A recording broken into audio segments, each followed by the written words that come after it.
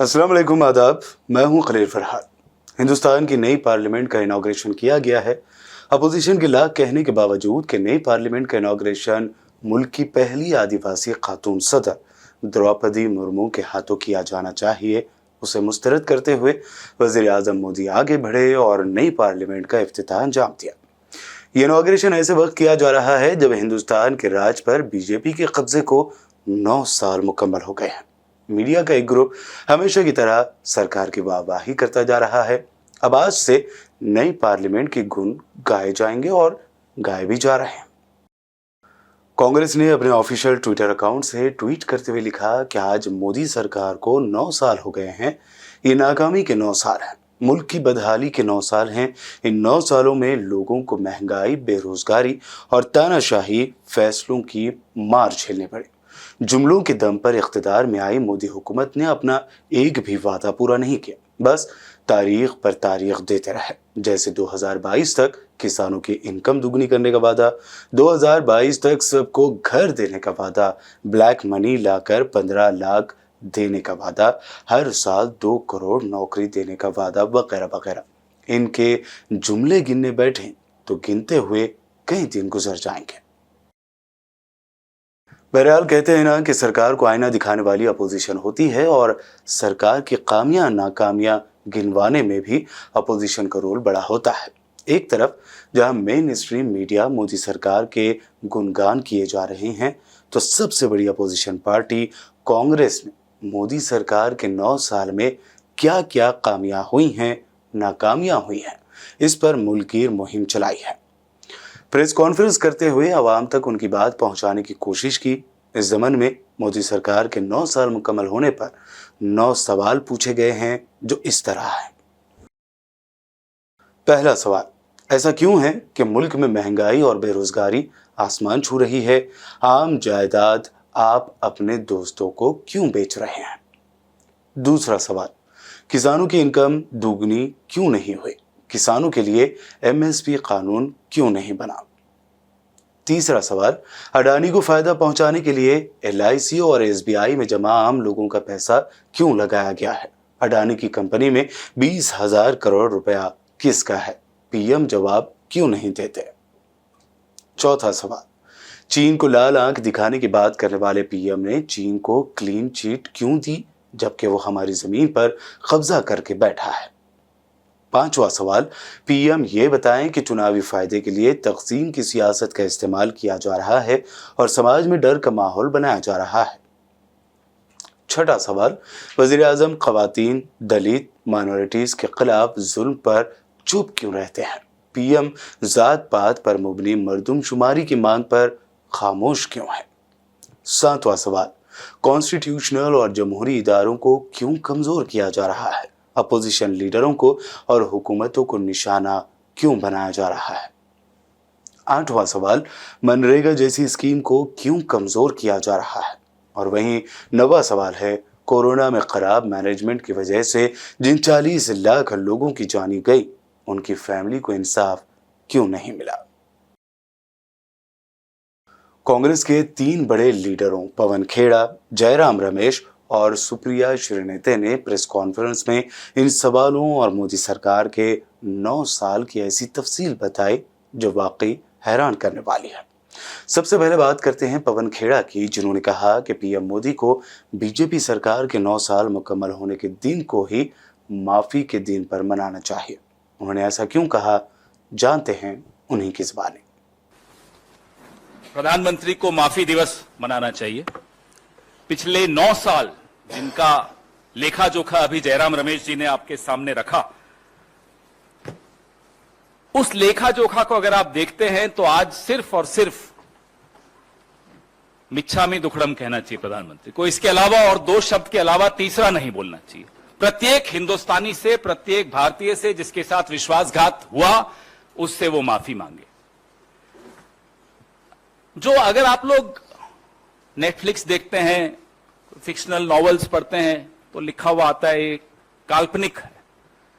पिछले 9 साल में जितनी बातें इन्होंने की, अपने मैनिफेस्टोज में की, अपने वादों में की, अपने भाषणों में की, अपने मन की बात में की, तमाम बातें काल्पनिक थी, उनका हकीकत से दूर दूर तक कोई लेना देना नहीं था। मेरी और आपकी जिंदगी पर उसका कोई प्रभाव नहीं पड़ा।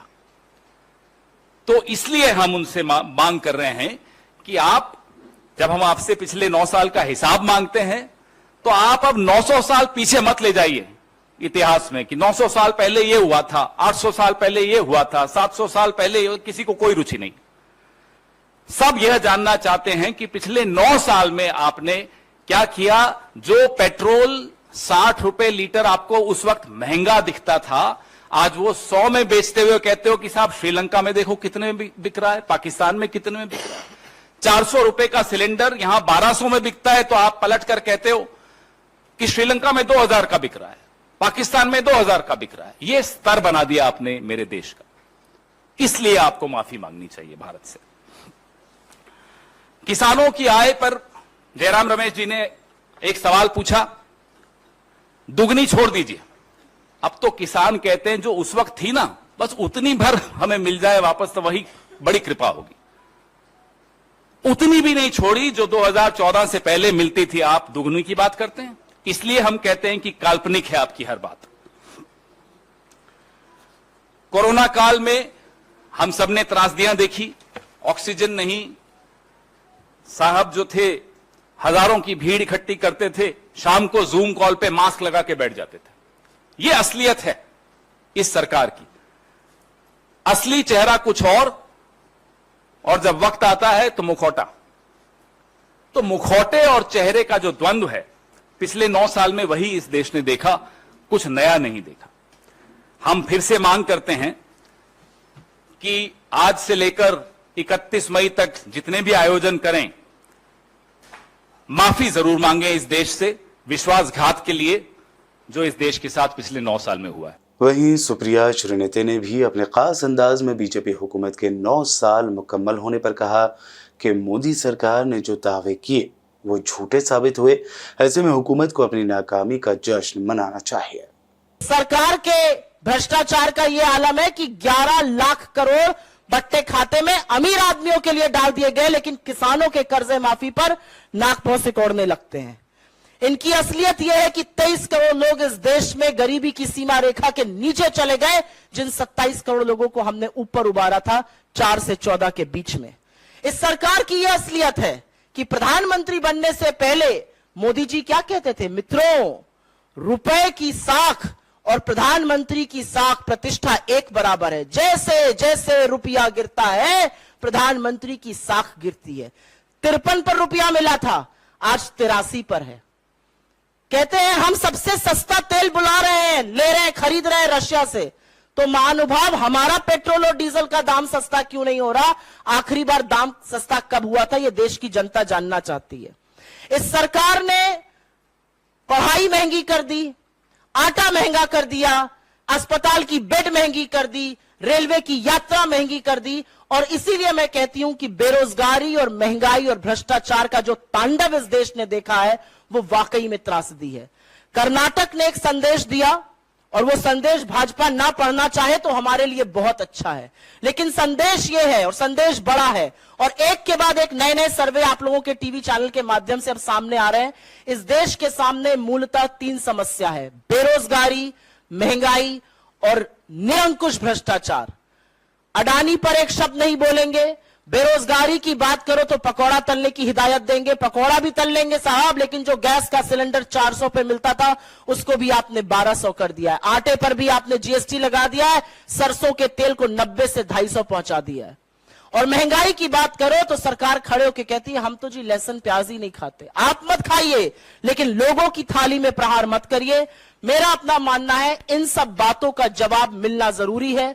और 9 साल में बाकी जो जयराम जी ने आपको संस्थाओं के बारे में बताया, जो पवन जी ने आपको माफी की बात करी, बिल्कुल करना चाहिए। मेरा तो एक चैलेंज भी है और एक गुजारिश भी है। महोत्सव मनाना चाहिए सरकार को 9 साल का, महोत्सव मनाना चाहिए अपनी नाकामी के 9 सालों का। और लगे हाथ प्रधानमंत्री महोदय एक प्रेस वार्ता जरूर कर दें बिना टेलीप्रॉम्प्टर के। कुछ सवाल ले लें, कुछ सवाल लेकर एक प्रेस वार्ता कर दें तो हम चुप हो जाएंगे, लेकिन वो कर नहीं सकते क्योंकि प्रधानमंत्री सवालों के जवाब से भागते हैं और सवाल दिन ब दिन बढ़ते जा रहे हैं। कांग्रेस लीडरों ने जो अहम सवाल या फिर अहम मुद्दे उठाए हैं वो हमने यहाँ इसलिए आप तक पहुँचाए हैं क्योंकि अपोजिशन आवाम का चेहरा होता है। आवाम के मसले उठाना, उन्हें हुकूमत के सामने रखना और इन मसाइल को हल करवाने की कोशिश करना अपोजिशन के साथ साथ मीडिया का भी फ़र्ज़ है। हाँ, ये और बात है कि अवामी मसाइल से दूर भाग रहा मेन स्ट्रीम मीडिया बस बेतुके मुद्दों और देश को बांटने वाले मुद्दों पर बड़ी बड़ी डिबेट करता रहा है। आखिर में एक और बात आपको बताते हैं। जैसा कि आपने देखा होगा कि अफ्रीकी मुल्क पापुआ न्यू गिनी के सदर की जानिब से पीएम मोदी के पैर छूने के और ऑस्ट्रेलियाई पीएम की जानिब से मोदी जी को बॉस कहने पर मेन स्ट्रीम मीडिया 24 घंटे तक खबरें दिखाता रहा। लेकिन शायद वो ये सच्चाई भूल गया कि साबिक वज़ीर आज़म राजीव गांधी और उतनी दूर की नहीं मनमोहन सिंह जी की ही बात करेंगे जो इज्जत बैरून मुल्क में उन्होंने कमाई है वो कांग्रेस के मुताबिक शायद ही किसी और साबिक प्राइम मिनिस्टर को मिली है। बहरहाल जयराम रमेश ने ऐसे ही एक सवाल पर कहा कि साल 2009 में कोपेनहेगन में अमेरिकी सदर ने पीएम मनमोहन सिंह, उस वक्त के जो पीएम थे मनमोहन सिंह को गले लगाकर कहा था कि आप मेरे गुरु यानी उस्ताद हैं। खैर, ये अल्फाज विश्व गुरु को जरूर चुभेंगे अगर ये उनके सामने दोहराया जाए। हमारे कई सांसद और हमारे कई सीनियर लीडर के कई नेता पदाधिकारी सब लोग जाएंगे और इसका विमोचन भी होगा इन शहरों में। 9 सवाल का जो डॉक्यूमेंट है, जो दस्तावेज है, जो रिपोर्ट है, ये एक रिपोर्ट कार्ड है। ये मानकर चलिए कि ये एक रिपोर्ट कार्ड है और इसमें हर एक सवाल के लिए जो बैकग्राउंड जानकारी जरूरत है उसमें दिया गया है। क्यों ये सवाल पूछा गया है, किस संदर्भ में ये सवाल पूछा गया है और देश को क्या भुगतना पड़ रहा है क्योंकि प्रधानमंत्री इन सवालों पर चुप है। ये रिपोर्ट कार्ड अंग्रेजी में है और हिंदी में भी, दोनों में। आज जांच पड़ताल में बस इतना ही। आपकी क्या राय है आज के एपिसोड को लेकर कमेंट बॉक्स में कमेंट करके जरूर कह सकते हैं। फिलहाल मुझे दें इजाजत और देखते रहिए BBN चैनल।